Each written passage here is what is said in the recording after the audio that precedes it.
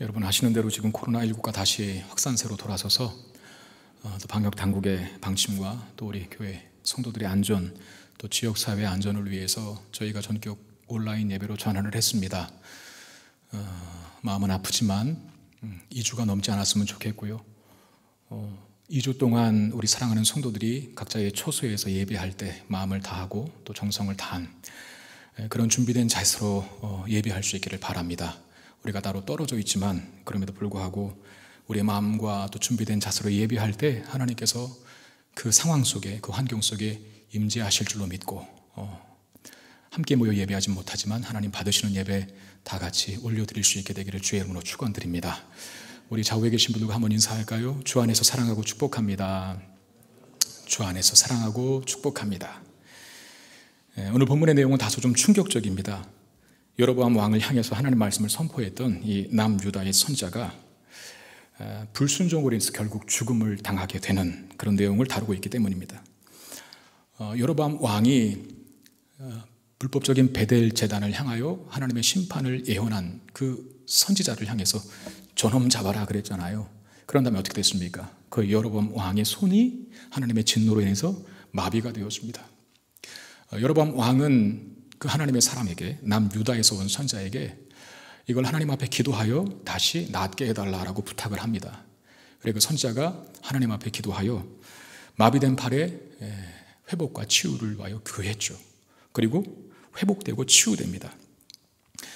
여로보암의 진심이 있었는지 아니면 감추어진 어떤 악의적인 저의가 있었는지는 모르겠지만 자신의 손을 치유해 준 그 선지자를 이 여로보암 왕이 대접하려고 합니다. 그러나 선지자는 거절하죠. 거절한 이유가 무엇 되문이라 그랬습니까? 하나님의 말씀 때문에. 어떤 말씀? 그 땅에서는 떡을 먹지도 말고 물을 마시지도 말고 왔던 길로 되돌아가지도 말라라고 하는 이 하나님의 말씀과 명령 때문에 거절합니다.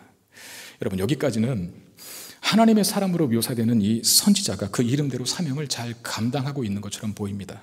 그러나 이런 흐름이 오늘 본문에서는 베델에 사는 한 늙은 선지자의 출현으로 인해서 그야말로 충격적인 전환을 맞게 됩니다. 베델에 사는 늙은 선지자의 아들들이 하나님의 사람과 여로보암 왕 사이에 일어났던 그 베델 제단에서의 사건들을 이야기합니다. 11절 말씀 보시면 베델에 한 늙은 선지자가 살더니 그의 아들들이 와서 이날에 하나님의 사람이 베델에서 행한 모든 일을 그에게 말하고 또 그가 왕에게 하신 말씀도 그들이 그의 아버지에게 말한지라. 베델에 사는 늙은 선지자가 등장을 하는데 여러분 여로보암은 북이스라엘의 왕이죠. 북이스라엘의 죄를 지적하기 위하여서 남쪽에 유다에 사는 선지자를 하나님께서 그쪽 땅으로 보내셔요. 북이스라엘이 훨씬 크고 사람도 많고 지파도 여러 지파입니다. 그럼에도 불구하고 북쪽에 사는 선지자를 통하여 여로보암 왕의 죄를 지적한 것이 아니라 남유다에 사는 선지자를 사용하신 이유는 무엇 때문입니까?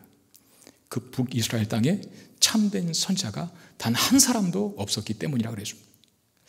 그러니까 그런 어떤 환경적 정황과 또 북이스라엘 땅의 영적 타락, 그 피폐함 속에서 늙은 선지자, 즉 베델에 사는 늙은 선지자가 등장했다는 것은 우리가 그렇게 좋은 어감이라든지 긍정적인 이미지로 등장하는 인물은 아닐 것이라고 하는 사실을 예측하게 만들죠. 그 늙었다라고 하는 표현, 여러분 단지 나이를 많이 먹었다는 뜻으로 그렇게 표현했을까요?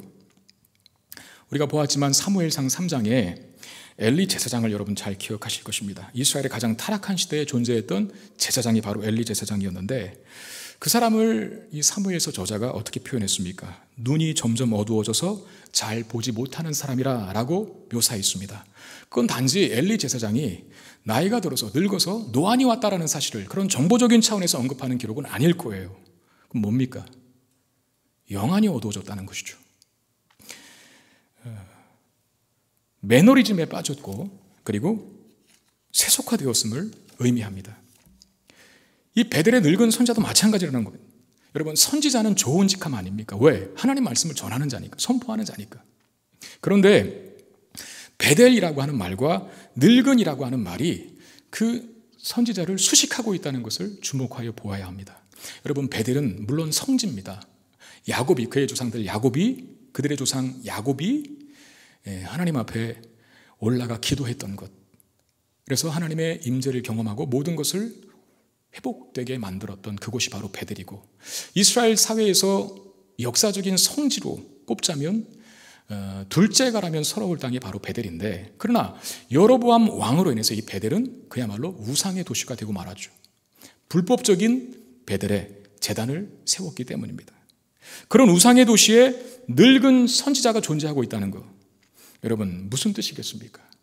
그 선지자는 선지자였긴 했지만 오랜 시간 타협하고 있었던 선지자고, 선지자로서의 어떤 생명력이라든지 선지자로서의 순결함과 그리고 순수함을 다 잃어버렸다는 뜻이기도 하다는 거예요. 마치 직업적인 종교 지도자로 전락한 사람의 모습으로 등장하는 인물이 바로 이 베델의 늙은 선지자라고 하는 겁니다.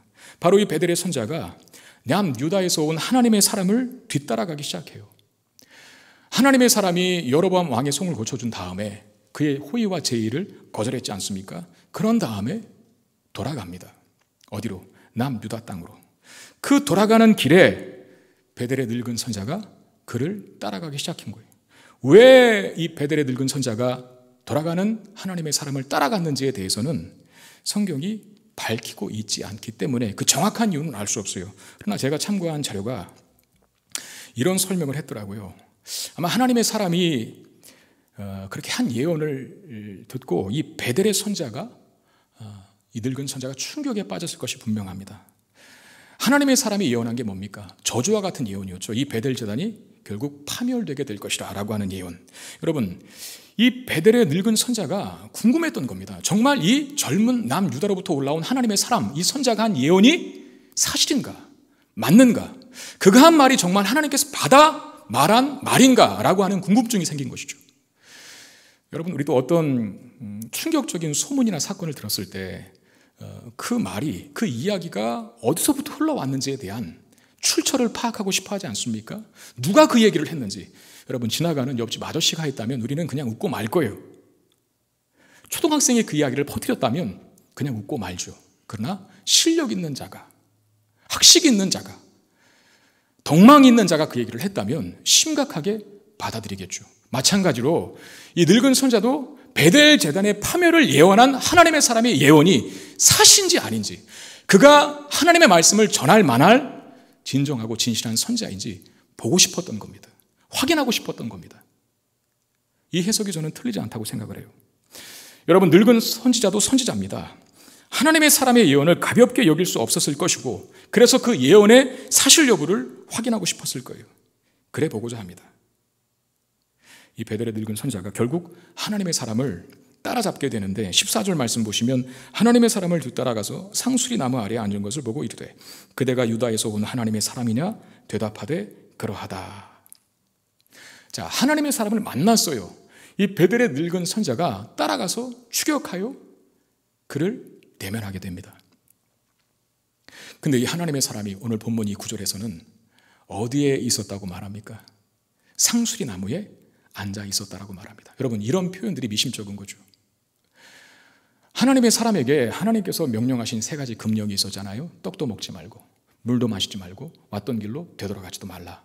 그 명령 속에는, 그 세 가지 금령 속에는 너 사명 감당했으면, 네가 할 일 다 했으면 빨리 네 자리로 돌아가라고 하는 사명의 시급성도 포함된 요구입니다. 하나님의 사람들, 성경에서 정의하고 성경에서 등장하는 이 하나님의 사람들, 신앙의 위인들의 면면을 보면 그 특징 중에 하나가 그들의 역할과 사명이 끝나면 그 흔적과 자취를 감추어 버린다는 거예요. 여러분, 세례 요한을 아시지 않습니까? 주님의 길을 예비하는 선지자였습니다. 그러나 그는 예수 그리스도께서 오신 후에는 그 흔적과 자취를 감춥니다. 그는 흥하여야겠고 나는 쇠하여야 하리라 라고 하면서 그의 사역, 그의 역할, 즉 주님의 오시기를 예비하는 그 사역이 끝나자 그는 그의 흔적을 감추죠. 사도행전 8장에 보면 에디오피아 내시를 전도한 빌립 집사도 마찬가지입니다. 그는 광야에서 당시 한 나라의 국고를 맡은 관리에게 복음을 전하고 세례를 베풀었습니다. 여러분, 우리는 에디오피아라고 하는 그 나라와 그리고 내시라고 하는 그 단어 때문에 그 에디오피아 내시가 어떤 위치의 사람인지에 대한 감을 못 잡아요. 지금 우리 시대 에디오피아는 굉장히 가난한 나라고 내시는 잘 쳐주지 않으니까. 그런데 그 당시에 한 나라에, 즉 에디오피아는 그때 당시 굉장히 큰 강대국이었습니다. 그런 나라의 국고를, 재정을 담당하는 관리였다면 굉장히 높은 분일 겁니다. 우리나라로 치면 뭐 재정경제부 장관 정도 되지 않았겠어요? 그 사람을 복음을 전하여 깨닫게 하고, 그리고 시냇가에 내려가 세례를 베풀었던 것, 그것은 보통 일이 아닙니다. 큰일입니다. 그 큰일을 한 다음에 성경은 이 빌립 집사를 어떻게 묘사하고 있을까요? 사도행전 8장 39절에 보면 둘이 물에서 올라올새 주의 영이 빌립을 이끌어 간지라 내시는 기쁘게 길을 가므로 그를 다시 보지 못하니라 라고 기록합니다. 여기 그는 빌립 집사를 말해요.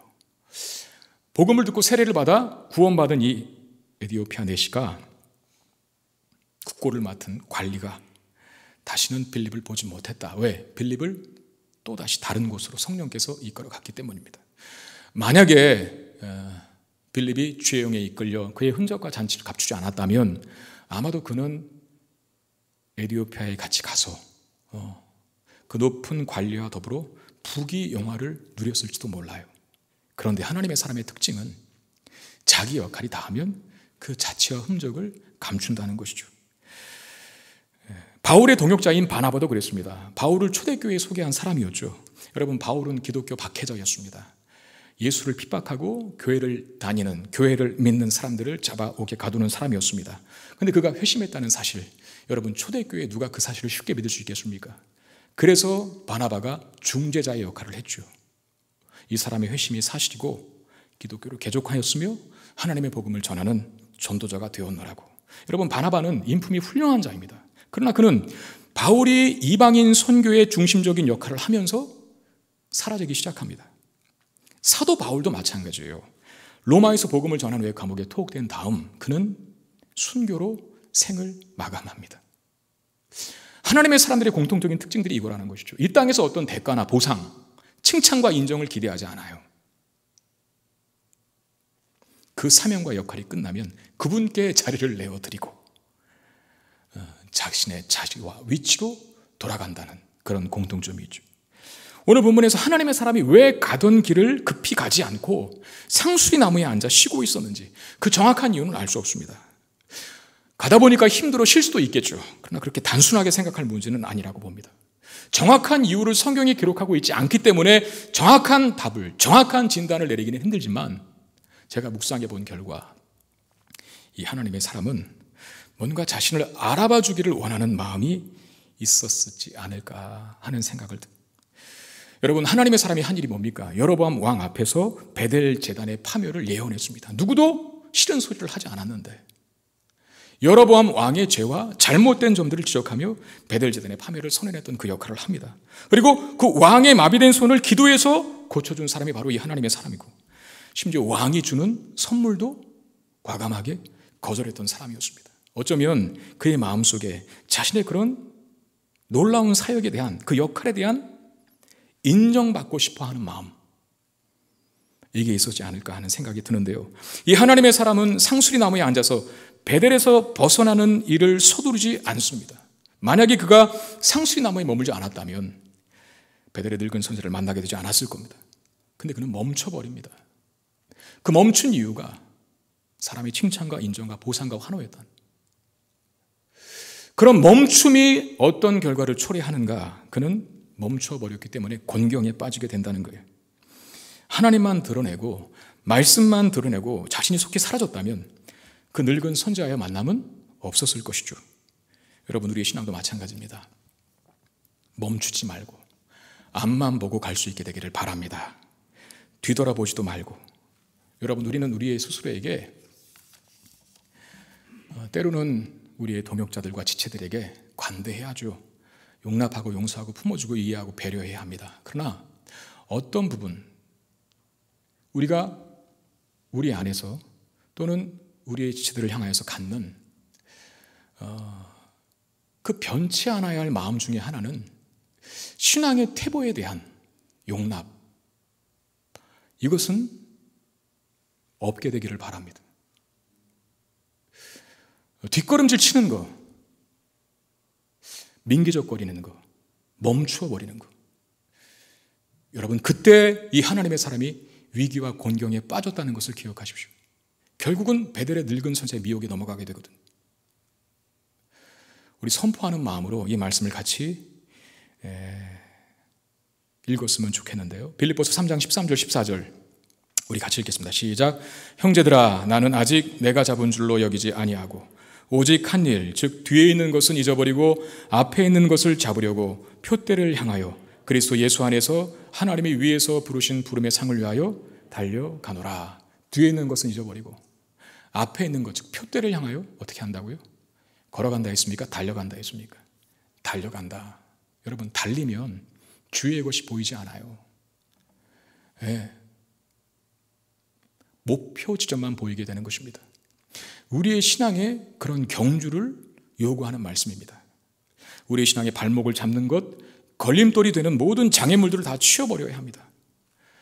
비록 코로나 때문에 이 사태로 말미암아 우리가 함께 모여 예배할 수 없지만 그럼에도 불구하고 우리의 예배가 중단되지 않게 되기를 바라고 우리의 신앙이 뒷걸음질 치거나 침체되지 않게 되기를 주의 이름으로 축원드립니다. 불길한 예감대로 이 베델의 늙은 선자가 하나님의 사람을 자기 집으로 초대해요. 이 하나님의 사람은 처음에는 여로보암에게 했던 말을 그대로 하며 이 늙은 선자의 제안을 거절하죠. 근데 문제는 다음에 일어납니다. 이 늙은 선지자가 거짓으로 하나님의 사람을 속이게 되는 것인데 18절 말씀 보시면 그가 그 사람에게 이르되 나도 그대와 같은 선지자라 천사가 여호와의 말씀으로 내게 이르기를 그를 내 집으로 데리고 돌아가서 그에게 떡을 먹이고 물을 마시게 하라 하였느니라 하니, 여기까지 보면 이 늙은 선지자가 정말 하나님 말씀을 그렇게 받았는가 의심이 들고 의구심이 들지만 성경이 해석해 줬잖아요. 이는 그 사람을 속임이라 그랬어요. 여러분, 선지자가 아무리 달고 다른 늙은 선지자를 하더라도 선지자 아닙니까? 근데 그는 하나님의 말씀을 하찮게 여겨요. 하나님의 말씀을 가지고 장난칩니다. 제가 늘 강조하는 것이지만 여러분, 거룩한 가치를 함부로 여겨서는 안 돼요. 예수 그리스도, 복음, 말씀, 예배, 기도, 성경,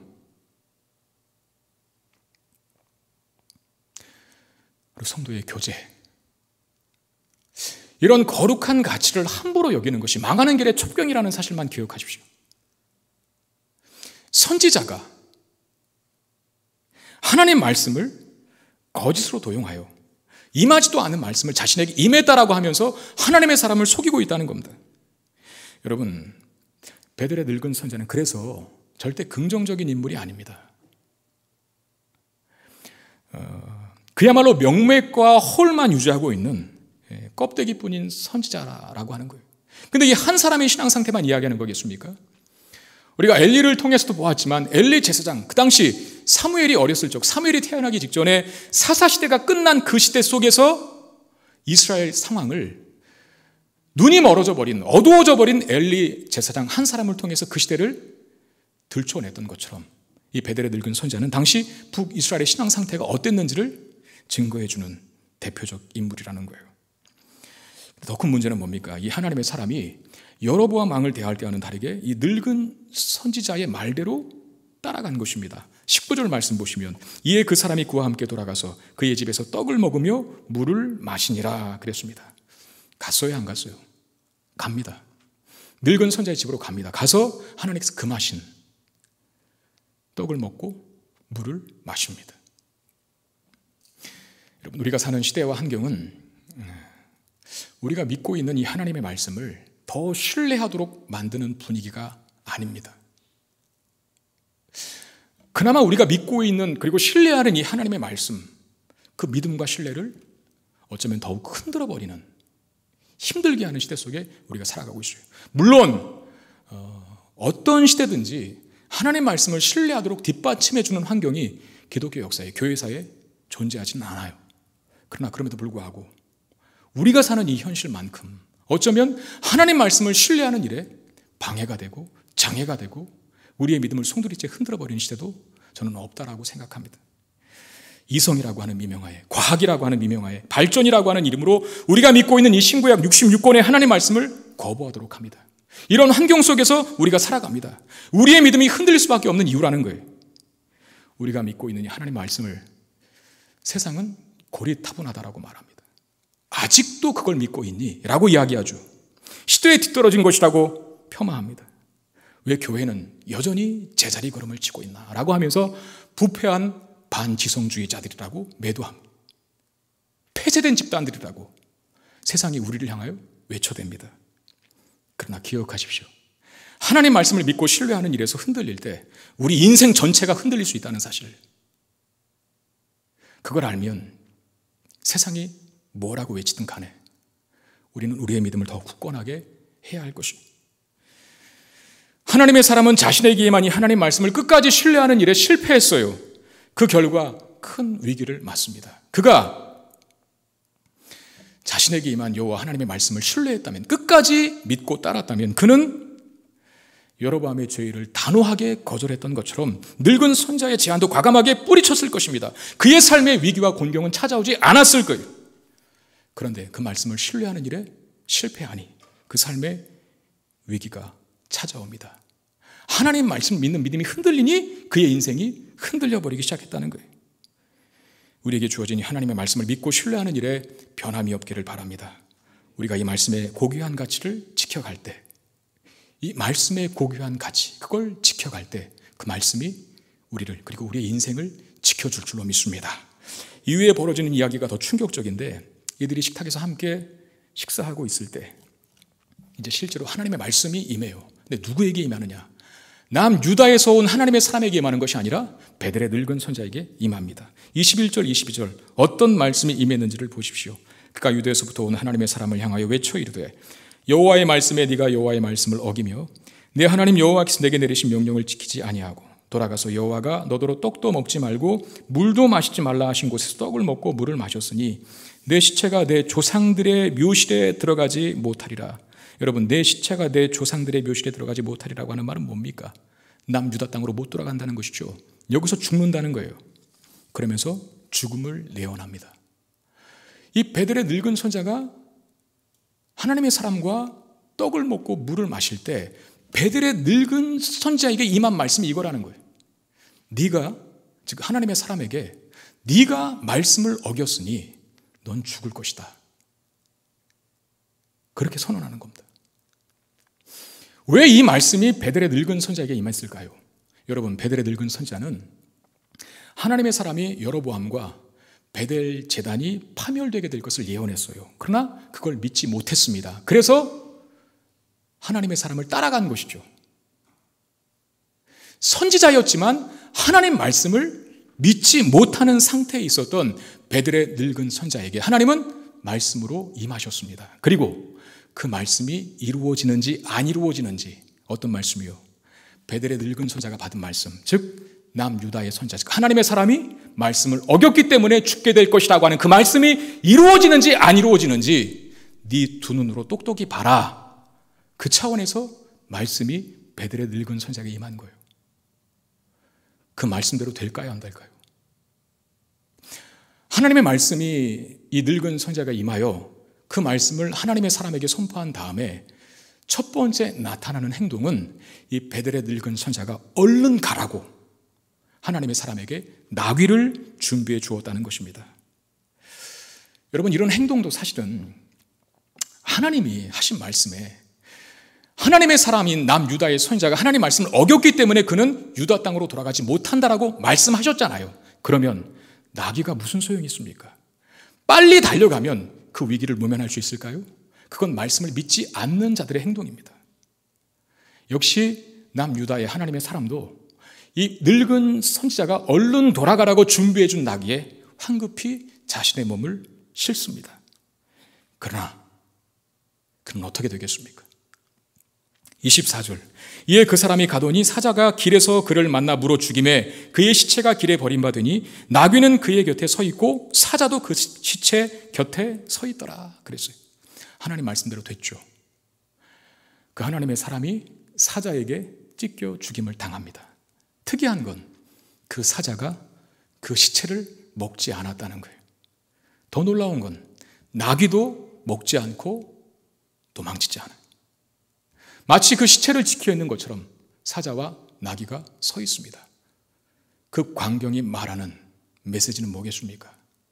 단순히 하나님의 사람이 툭 하고 우연히 만난 사자에게 찢기는 사고를 당하여 죽임을 당하게 되었다라고 하는 우연한 사건으로서 기록하고 있는 것이 아니라 하나님의 말씀이 성취되었다는 것을 강조하는 광경이라는 겁니다.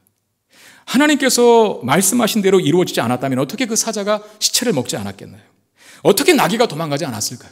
그 시체 곁에 서 있는 모습, 이 광경이 바로 하나님의 말씀이 성취되는 사실이라는 것을 보여주고 있다는 겁니다. 이 광경을 목격한 베델의 늙은 선지자가 하나님의 사람의 시체를 수습합니다. 그리고 장사를 지내주게 되는데 29절 30절 말씀 보시면 늙은 선지자가 하나님의 사람의 시체를 들어 나귀에 실어 가지고 돌아와 자기 성읍으로 들어가서 슬피 울며 장사하되 곧 그의 시체를 자기의 묘실에 두고 오라 내 형제여 하며 그를 위하여 슬피 우니라 라고 되어 있습니다.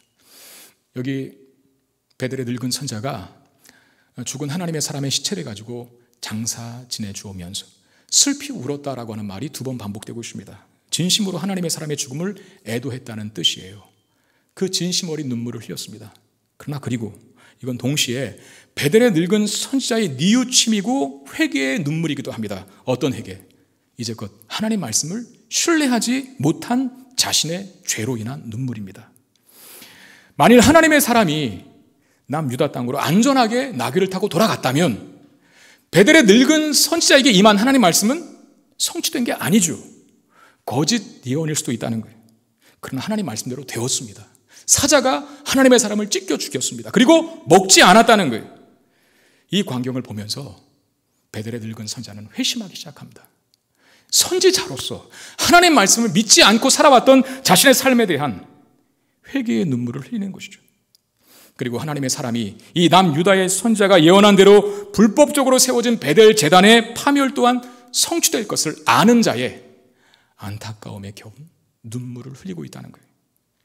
그래서 베델의 늙은 선지자가 그의 아들들에게 이렇게 선언을 합니다. 32절 말씀 보시면 그가 여호와의 말씀으로 베델에 있는 제단을 향하여 또 사마리아 성읍들에 있는 모든 산당을 향하여 외쳐 말한 것이 반드시 이룰 것임이니라.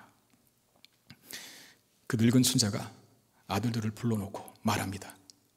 하나님의 사람이 예언한 대로 베델의 제단은 파멸될 것이고 사마리아에 있는 모든 산당들은 무너질 것이라. 그렇게 예언을 해요. 그리고 그 말씀을 믿는다라고 이야기를 합니다. 여러분, 어떻게 이 베델의 늙은 선지자가 믿지 않았던 이 하나님의 사람의 예언의 말씀을 믿게 되었나요? 자신에게 임한 하나님의 말씀이 이루어지고 성취되는 것을 보면서 하나님 말씀, 선포된 하나님 말씀은 반드시 이루어지게 된다는 사실에 대한 확신을 가지게 되었어요. 비록 하나님의 사람은 자신의 역할을 충실하게 감당하지 못했을지라도 그가 전한 하나님의 말씀, 즉 불순종한 여로보암과 베델 성전의 비참한 운명을 그의 죽음으로 증명해 보인 것입니다. 하나님은 그의 죽음까지도 그의 실패까지도 하나님의 사람의 한계까지도 부족함까지도 사용하여 그 말씀이 성취되고야 말 것이라는 사실을 보여준 것입니다. 여러분, 결국 이 혼란스러우면서 굉장히 충격적인 열왕기상 이 13장의 이야기가 담고 있는 핵심적인 메시지는 뭐겠습니까? 하나예요. 제가 지난 시간에도 잠깐 언급했지만 우리 지난 시간에 13장 1절부터 상반절까지의 1절부터 상반부까지의 본문의 내용을 보면서 하나님의 사람, 즉 선지자가 하나님 말씀에 충성했던 모습을 보았죠. 그리고 그 본문의 내용 속에 여호와의 말씀이라고 하는 단어가, 여호와의 말씀이라고 하는 말이 무려 6번 반복되었다라고 그렇게 제가 얘기 드렸어요. 이 13장 전체에서는 15번 여호와의 말씀이라고 하는 단어가 반복됩니다. 그러므로 이 혼란스러우면서 굉장히 충격적인 이 열왕기상 13장에서 저와 여러분들에게, 우리에게 하는 핵심적인 메시지는 선포된 하나님의 말씀은, 여호와의 말씀은 반드시 성취되고 이루어진다는 것을 말하고 있는 것입니다. 여러분, 성경은 궁극적으로 믿는 자들의 구원과 믿지 않는 자들의 심판을 예언하고 있습니다. 그럼 뭘 믿는 겁니까? 하나님 말씀을 믿는 것이죠. 하나님 말씀을 믿고 따르며 순종하는 자들의 승리와 구원을 예언하고, 또 하나 그렇지 않는 자들의 파멸과 죽음을 예언합니다. 예수님께서 이렇게 말씀하셨습니다. 마태복음 7장 24절 27절에 그러므로 누구든지 나의 이 말을 듣고 행하는 자는 그 집을 반석 위에 지은 지혜로운 사람 같으리니 비가 내리고 창수가 나고 바람이 불어 그 집에 부딪히되 무너지지 아니하나니 이는 주추를 반석 위에 놓은 까닭이요 나의 이 말을 듣고 행하지 아니하는 자는 그 집을 모래 위에 지은 어리석은 사람 같으리니 비가 내리고 창수가 나고 바람이 불어 그 집에 부딪힘에 무너져 그 무너짐이 심하니라 그랬습니다. 그 인생이 말씀에 기초하고 있을 때 그는 무너지지 않지만, 그 인생이 말씀에 그 기초를 두고 있지 않을 때 그 인생은 무너짐을 말씀하십니다. 여러분, 세상이 이주경이고 우리의 현실이 비록 이러하여도 우리는 믿어야 합니다. 하나님 말씀을 믿고 순종하는 하나님의 백성들에게는 반드시 궁극적으로, 최종적으로 결국은 구원과 승리와 완성을 누리게 된다는 사실을 말입니다. 이 믿음에서 여러분 약해지시면 안 돼요. 이 믿음에서 이탈하면 안 돼요. 여로보암의 시대를 한번 보시길 바랍니다. 불법이 성행했습니다. 말씀이 변질되고 왜곡되었습니다. 그 가치를, 하나님 말씀의 가치를 하찮게 여기던 시대였습니다. 그러니 여로보암이 하나님 말씀과는 상관없이 성소를 지어버리고 제사장을 마음대로 세우고 절기의 날짜까지도 변경한 것 아닙니까? 그리고 껍데기만 남은 늙은 선지자가 존재했던 땅, 하나님 말씀까지도 그 선지라고 하는 사람이 거짓으로 사용했던 그 시대, 도무지 하나님의 말씀이 성취될 것 같은 기미조차 보이지 않았던 그 시대 속에서 하나님은 하나님 말씀이 반드시 성취된다는 사실을 보여줍니다. 그리고 심지어 하나님의 사람조차도 말씀을 전하며 증거하며 살아가야 할 그 하나님의 사람조차 그 사명을 온전히 감당하지 못했지만, 그러나 하나님의 말씀은 그 하나님의 사람의 부족함으로 인해서 실패되지 않았다는 것을 보여줍니다. 그의 죽음마저도 하나님 말씀이 성취되는 것을 보여주는 증거로 사용하셨다는 거예요. 여러분, 오늘은 이 시대 속에 사는 우리들에게 깊은 고민과 또 아픔과 혼란스러움을 가져다주는 날이 아닌가 싶어요. 하나님의 말씀은 그렇게 약속합니다. 교회는 영광스러운 곳이라고. 그리고 최후의 그 영광을 완성된 채로 누리게 될 것이라고. 믿는 자들의 승리를 예언하고 있고 구원의 완성을 예언하고 있고 예수 그리스도의 다시 오심을 예언하고 있습니다. 하나님 말씀은요. 그런데 지금 우리가 살아가는 이 현실을 보십시오. 그런 기미와 조짐이 전혀 보이지 않고 오히려 정반대로 가고 있는 그런 것처럼 보이는 시대에 우리가 살고 있습니다. 마치 여로보암 왕이 하나님 말씀을 왜곡하고 변질시키고 난도질한 거짓 늙은 선지자가 판을 쳤던 그 시대의 모습이 지금 우리가 사는 우리 시대의 모습이 아닌가요? 하나님 말씀을 맡은 교회로서 그 말씀의 진리됨과 생명력과 반드시 이루어진다는 사실을 증거하고 선언하고 선포하며 삶으로 우리가 믿고 있는 진리를 나타내 보여야 할 교회가 어떤 모습입니까? 지금 하나님의 사람으로 시작했지만, 말씀에 순종했지만 결국 미혹의 영에 넘어가서 하나님의 말씀에 불순종하여 죽임당할 수밖에 없었던 남유다의 선지자, 그 하나님의 사람의 모습이 지금 이 시대의 교회의 모습은 아닌가요?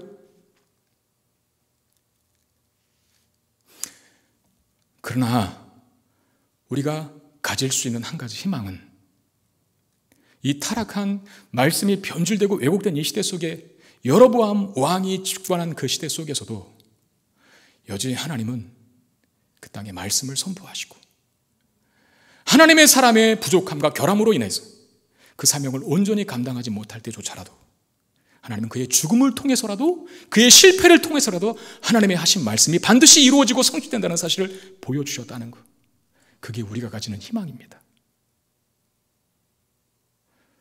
비록 우리가 사는 시대가 말씀의 가치와는 다른 방향으로 가고 있다 하더라도 교회가 교회된 사명을 제대로 감당하지 못하고 있다 할지라도 우리는 믿어야 합니다. 뭘? 하나님께서 하신 말씀은 하나님이 하신 말씀이기 때문에 반드시 이루어지고 성취된다는 사실을 말입니다. 여러분, 어제 한 오후 2시에서 3시경에 천둥 번개 친 거 아세요?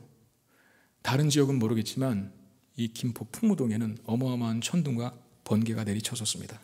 저는 목양실에 있었기 때문에 번개가 내리치는 사실까지는 몰랐는데 이후에 뉴스를 보니까 또 사람들이 얘기를 들어보니까 번개까지도 번쩍번쩍 내리쳤다고 그래요. 목양실에 있었었는데 목양실에 있다 보니까 처음에는 그 천둥 소리가 천둥 소리인지 모르고 어디서 좀 큰 공사를 하나 싶었어요. 방해가 되는 겁니다. 그 소리가, 그 시끄러운 소리가. 그래서 저도 모르게 제 주제를 넘어서 어떻게 하면 저 소리를 그칠 수 있을까라고 생각했어요. 여러분, 제가 천둥 소리를 그칠 수 있겠습니까? 제가 천둥 소리를 멈추게 할 수 있겠습니까? 못하죠. 제가 할 수 있는 일은 뭘까요? 그냥 인터넷 찾아 들어가서 일기예보 보고 언제 천둥이 그치게 되는지 그 예보를 통해서 확인하여 안심하는 정도일 겁니다. 요 시간만 지나면 끝나겠거니라고 예측하여 안심하는 정도밖에 할 수 없어요. 그러나 어제는 일기예보에도 그 부분에 대한 언급은 없더라고요. 여러분, 천둥이 치는 것, 자연과학적인 분석 필요합니다. 이유가 있겠죠. 원인 없이 천둥과 번개는 치지 않습니다. 그러나 우리는 자연과학적인 분석을 하기 이전에 모든 대자연의 주제이신 하나님의 섭리와 운행하심 속에 그것도 있다는 것을 인정한다면 자연과학적인 분석으로 접근하기 이전에 하나님이 하시는 일이라는 사실을 믿어야 돼요. 그러면 천둥 소리를 우리가 멈추게 할 수는 없습니다. 그저 기다릴 뿐입니다. 천둥 소리 하나에도 하나님의 크심과 높으심과 범접할 수 없는 위대함이 감추어져 있다는 것. 제가 어제 천둥 소리를 들으면서 깨달은 바입니다.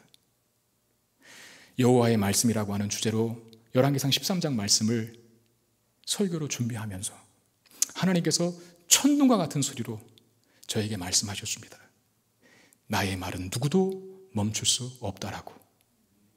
하나님 말씀이 성취되고 이루어지는 일에 방해가 되고 지장이 되고 걸림돌이 되는 것은 없습니다.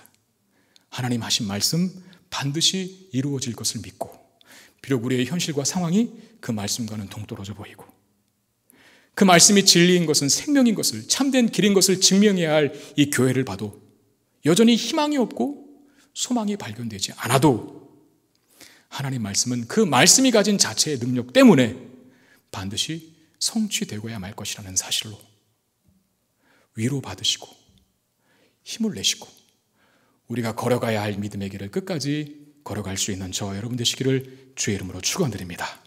이 말씀 준비하면서 적합한 찬양이 하나 떠올라서 여러분들과 함께 드리기를 원하는데, 우리 아까도 불렀던 찬송입니다. 말씀 앞에서 경외함으로 라고 하는 것. 이 말씀의 결론을 이 찬양으로 함께 드리는 것으로 맺으려고 하는데, 우리의 마음과 우리의 진심을 담은 고백이기를 바랍니다. 우리 말씀 앞에서 경외함으로 우리 함께 찬양하겠습니다.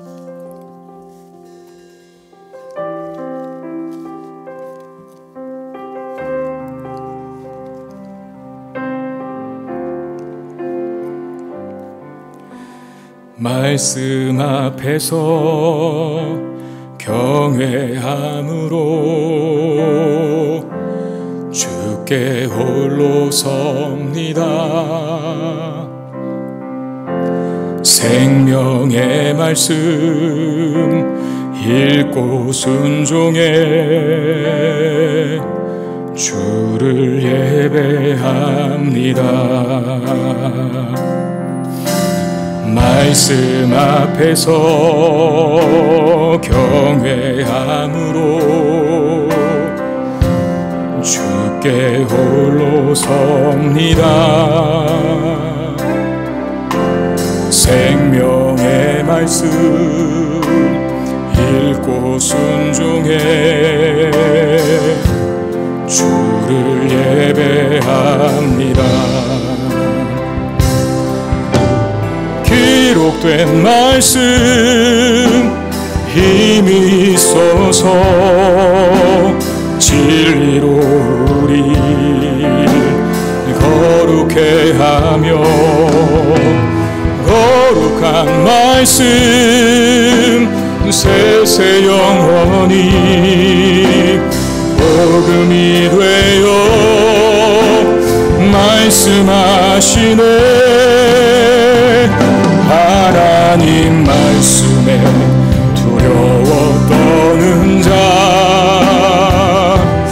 그 말씀에 생명을 거는 자, 한 사람 찾으시는 주님의 약속을 믿어.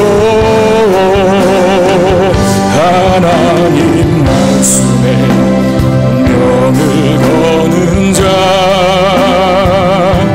순종하며 주 따라가는 자, 영원한 하나님 나라 이뤄갈 주의 교회요.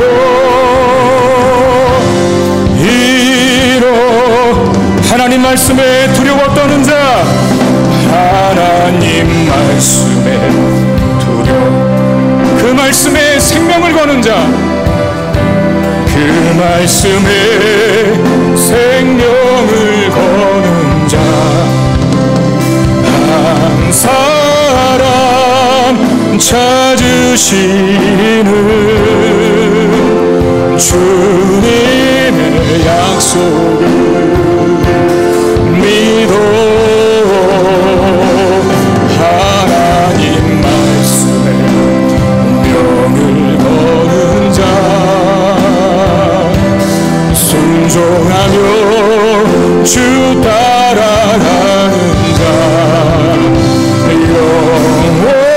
영원한 하나님 나라 이뤄갈 주의 교회요.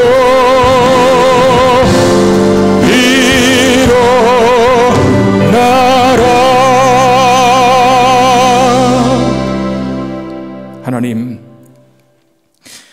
생명과 진리 되신 그 말씀에 인도함을 받아 그야말로 생명과 진리 속에 거하는 우리가 되게 하여 주시옵소서.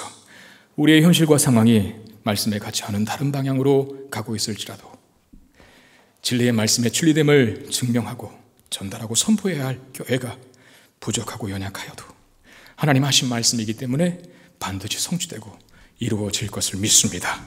그 믿음으로 우리의 길을 걸어가는 담대한 주님의 사람들 되게 해 주시옵소서. 우리 주 예수 그리스도의 이름으로 간절히 기도드리옵나이다. 아멘.